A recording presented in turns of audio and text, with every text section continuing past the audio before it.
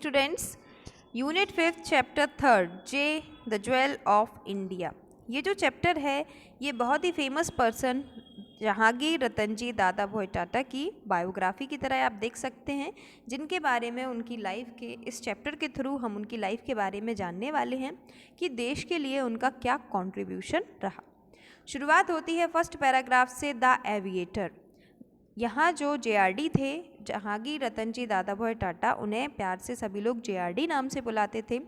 तो first paragraph में शुरुआत होती है कि 26 ईयर का एक नौजवान जो अकेले ही फ़्लाइट को उड़ा रहा है, बिना किसी लैंडिंग एड्स के, बिना किसी इंस्ट्रूमेंट के, बहुत ही आसानी से वो उस फ्लाइट को उड़ा रहे हैं। बहुत आसमान की ऊंचाइयों तक वो वहाँ पर ले जा रहे हैं, क्योंकि इनका ये जो एविएटर बनने का था वो बहुत बड़ा ड्रीम था, जो ड्रीम कम ट्रू हुआ है। फिर यहाँ बताया है कि जेआरडी का जन्म हुआ था 1904 में आरडी टाटा के यहाँ, और उनकी वाइफ सूनी जो कि फ्रेंच थी उनके यहाँ हुआ। तो बचपन से ही जेआरडी को फ्लाइंग में काफ़ी इंटरेस्ट था। वो बचपन से ही प्लेन्स को उड़ते हुए देखते हुए बड़े हुए हैं, और जब वो सिर्फ 15 साल के थे तब उन्होंने पहली जॉय राइड ली थी, जब उन्होंने डिसाइड किया कि उन्हें लाइफ टाइम फ्लाइंग करना है। वहीं से उनका फैसिनेशन उड़ान को लेकर, फ्लाइट्स को लेकर शुरू हुआ। और 1929 में 25 की एज में जेआरडी पहले इंडियन बने जिन्हें कमर्शियल पायलट लाइसेंस मिला। उस टाइम पर उन्होंने कहा कि मुझे आज तक किसी भी दूसरे डॉक्यूमेंट ने इतनी थ्रिल, इतनी खुशी नहीं दी है जितना कि मुझे इस ब्लू और गोल्डन कलर के सर्टिफिकेट ने दी है। उसी के बाद 1932 में टाटा ने अपनी एयरमेल सर्विस स्टार्ट की, जो बॉम्बे, अहमदाबाद एंड कराची को कनेक्ट करती थी, और यहीं से उनके सपने की शुरुआत हुई। टाटा एविएशन सर्विस, जिसको आज हम एयर इंडिया के नाम से जानते हैं, उसको एक टाइम बाद हमारे गवर्नमेंट जवाहरलाल नेहरू ने उसको क्या कर दिया, नेशनलाइज कर दिया। उसके बाद भी जो टाटा थे उन्होंने उसका काम नहीं छोड़ा, और एज अ चेयरमैन वो कंपनी में काम करते रहे। उनकी लीडरशिप में, उनकी ओनरशिप में वो कंपनी हर दिन नई नई ऊंचाइयों को छूती रही। जेआरडी रीनेम्ड 1946 में जेआरडी ने टाटा एविएशन सर्विस का नाम बदलकर रख दिया था एयर इंडिया, जो आज भी हम उसी नाम से जानते हैं। फिर उनके बारे में बताया है कि वो एक नेशन बिल्डर थे। उन्होंने ज़िंदगी में बहुत सारे ऐसे काम किए जो नेशन बिल्डिंग के लिए थे, वो उनकी किसी पर्सनल इंटरेस्ट के लिए नहीं थे। उन्होंने देश के लिए बहुत कुछ किया। उन्होंने अपनी पर्सनल वेल्थ, अपनी पर्सनल प्रॉपर्टी को बेचकर, उसको गिरवी रख के उन्होंने देश के लिए बहुत सारे इंस्टीट्यूट, बहुत सारे कॉलेजेस खोले, जहाँ पर जाकर बच्चे पढ़ाई कर सकें और नॉलेज ले सकें। उनका मानना था कि किसी भी देश को तरक्की करने के लिए दो चीज़ों की बहुत ज़रूरत है।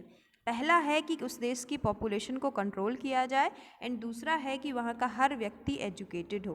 किसी भी देश का अगर हर इंसान पढ़ा लिखा होगा, वहाँ की एक लिमिटेड पॉपुलेशन होगी, तो उस देश को तरक्की करने से कोई भी नहीं रोक सकता। तो इस तरीके से उन्होंने एज अ नेशन बिल्डर भी काम किया। उन्होंने देश के लिए बहुत बड़े बड़े काम किए।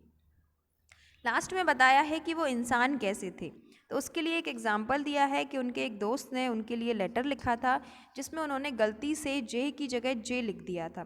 तो उन्होंने बहुत ही पोलाइटली रिप्लाई किया कि मेरा नाम जे नहीं बल्कि मेरा नाम जे है, और जे जो है वो एक बर्ड है जो ऊंचाइयों पर उड़ती है। तो मेरा नाम अगर उस बर्ड से मैच कर रहा है तो वो सिर्फ एक कोइंसिडेंस है, उसमें कुछ जानबूझकर नहीं है।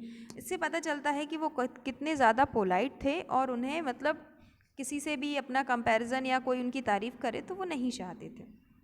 गवर्नमेंट ने उन्हें भारत रत्न देने की अनाउंसमेंट की, तब उन्होंने कहा कि मैं उस लायक नहीं हूँ, ना तो मैं कोई पॉलिटिशियन हूँ, ना ही मैं कोई मरा हुआ इंसान हूँ। मैं उसके लायक नहीं हूँ भारत रत्न के, तो मुझे वो अवार्ड नहीं चाहिए। फिर उनके बारे में बताया गया कि ऑफिस में उनके वो बहुत ही डाउन टू अर्थ पर्सन थे। कहने को चेयरमैन और लीडर होते हुए उन्होंने अपने ऑफिस में एक जो आप सर्वेंट कह सकते हैं, उनको वैक्यूम क्लीनर अपने हाथों से चलाना सिखाया। वो हर किसी से अच्छे से बात करते थे, हर किसी से अच्छे से पेश आते थे।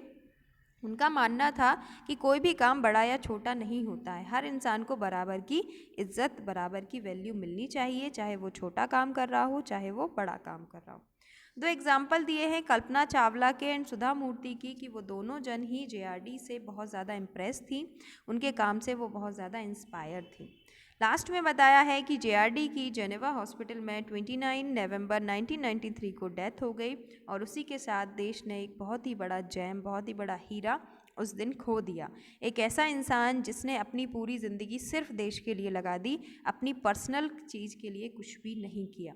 ड्रीम शुरू हुआ था खुद के लिए, पर वो ड्रीम आज देश के लिए ही उन्होंने धीरे धीरे उसको समर्पित कर दिया। उनकी पूरी लाइफ पूरे देश को समर्पित रही, इसीलिए उनके लिए एक डेडिकेशन की तरह ये चैप्टर लिखा गया है जिसमें हमने उनके बारे में पढ़ा। Question number first, it was a decision that saddened him. एक कौन सा डिसीजन था जिसने उन्हें दुखी कर दिया? तो जब गवर्नमेंट ने उनकी कंपनी को नेशनलाइज करने की बात की तो वो दुखी हो गए, जेआरडी दुखी हो गए।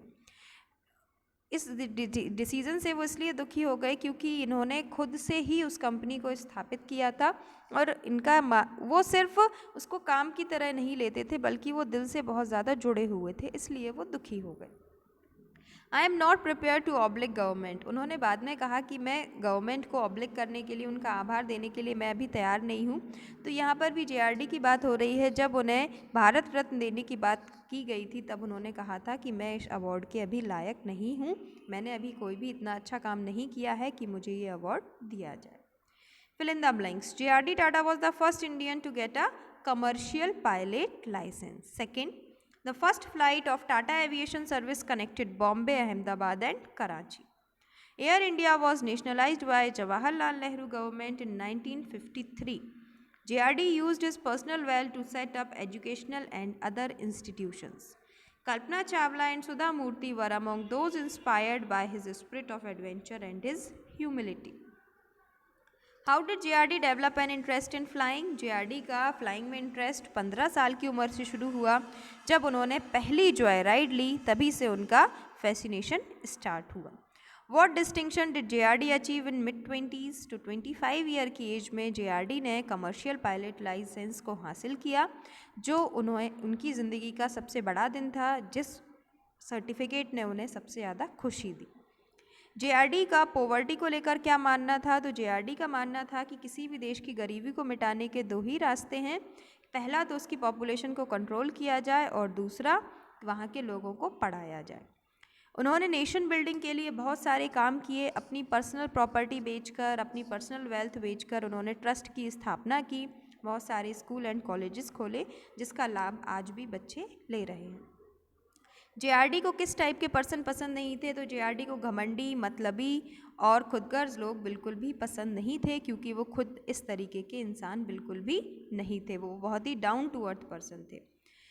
हर प्रकार का व्यक्ति जेआरडी को क्यों पसंद करता था? तो जेआरडी का मानना था कि कोई भी काम बड़ा या छोटा नहीं है, वो सभी को इक्वल रिस्पेक्ट देते थे, इक्वल वैल्यू देते थे। इसीलिए हर इंसान का मानना था कि जेआरडी एक बहुत ही अच्छे पर्सन है और हर कोई उनकी रिस्पेक्ट करता था। So this chapter is all about JRD, Jahangir Ratanji Dadabhai Tata.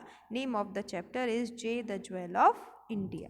So this is the explanation of unit 5 chapter 3. Thank you everyone.